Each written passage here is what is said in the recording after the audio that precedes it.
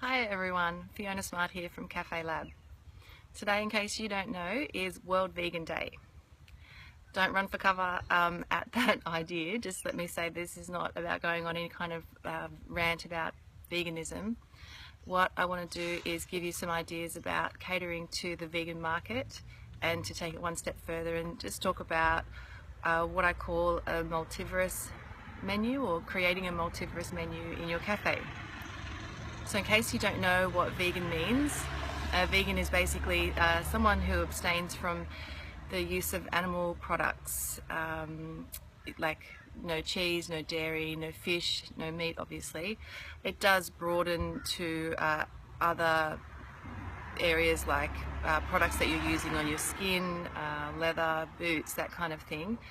But for the purpose of this exercise, I'm just going to talk about a vegan diet. Firstly, just let me say that I do follow a plant-based diet.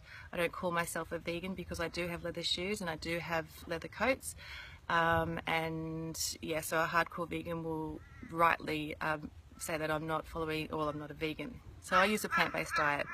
Yeah, so we're getting back to World Vegan Day, which is just ultimately a day about creating awareness about veganism. Personally, my belief is that vegetarianism and veganism was a trend, say, in the last couple of years, but I don't see it as a trend anymore. In fact, it's a growing movement and it's not going anywhere. Australia is now the third fastest growing vegan market in the world. So I pay a lot of attention to, obviously, hospitality and food trends, or the industry. And from what I've seen both here and in the US, Australia is catching up to the US in terms of vegan products in supermarkets and cafes and restaurants. Australia still has a long way to go. Literally the US is just off the chain. Like on my last visit there, I had some of the most amazing vegan food in multiple cafes. Even takeaway stores had their menus locked down to cater for vegan people. Like at one point I was actually in tears. I was so excited at the choices I had on a menu. And if having a vegan burger at Hungry Jack's doesn't prove to you that this is happening, then I really don't know what will. So you just got to get on board or you're going to get left behind. I want to put it to you like this. If a group of people are going to go out for brunch or dinner and there's one vegan in that group, guess what?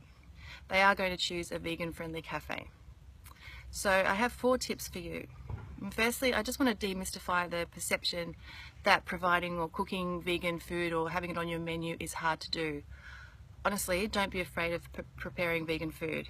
If you've got the internet, then you've got the ability to add in a couple of vegan items to the menu.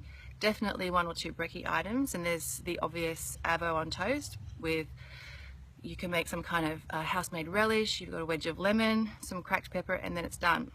And I also do a lunch item, or just a regular, like a rotating vegan special on the menu. If it's a salad, summer, put a salad on. If it's winter, put a curry or a warm roast veggie salad.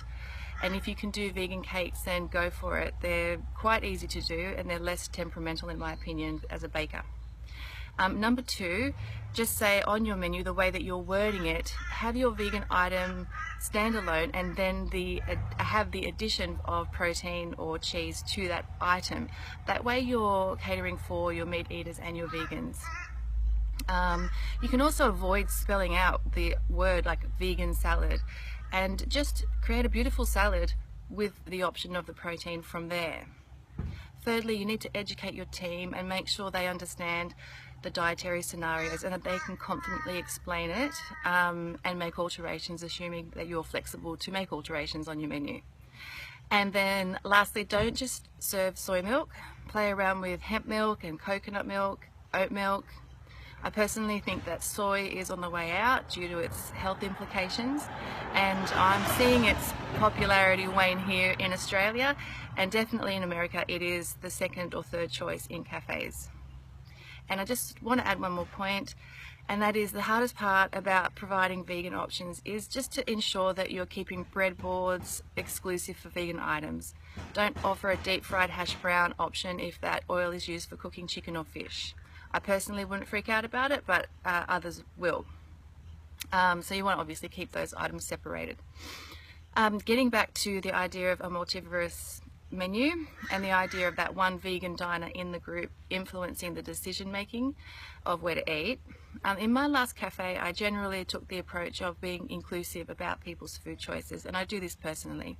I'm really against the idea of diners feeling alienated because of their food choices or because of somebody else's food choices. And at this point in time, honestly, I think you're crazy if you don't do everything you can to cater to the wider audience of diners. I mean, I'm sure you already do, but you know, this is the point of my post. So, you know, have the situation where there's something literally for everyone on the menu, whether you're a kid, gluten-free, a gluten intolerant, a meat eater, or a vegan. So takeaway points: don't get left behind on a movement that's begun. Create a well-designed menu that caters for everyone. Make sure your cafe is a space where everyone's made to feel welcome, whatever choices they make, and just ensure that your team understand how to explain or place the order for different dietary items. Hopefully, I've given you some ideas. That's it from me. I'll put some links below to some of my favorite vegan cafes around the world, and also some sites for finding some good items for your menu. If you would like any more information on how I can help, you can hit me up below in the comments or check out my website. Thank you so much for watching, and I'll be back again next week. Happy World Vegan Day.